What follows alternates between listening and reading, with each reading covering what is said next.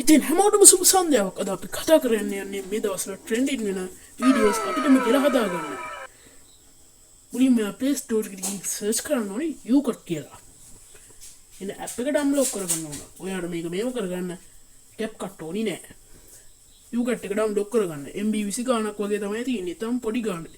මිලියන 100කට වැඩිය ඩවුන්ලෝඩ් කරගෙන තියෙනවා. මේක ඩවුන්ලෝඩ් කරගන්නකෝ.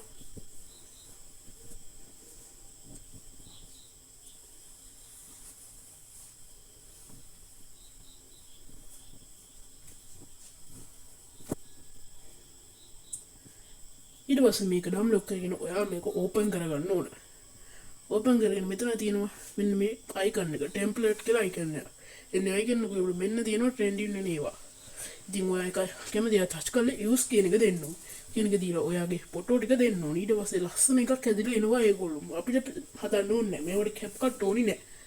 ඩේටාත් ඕනි නැහැ. සුප්පෙටම හැදෙනවා. මේ තියෙන මම හදපු එක.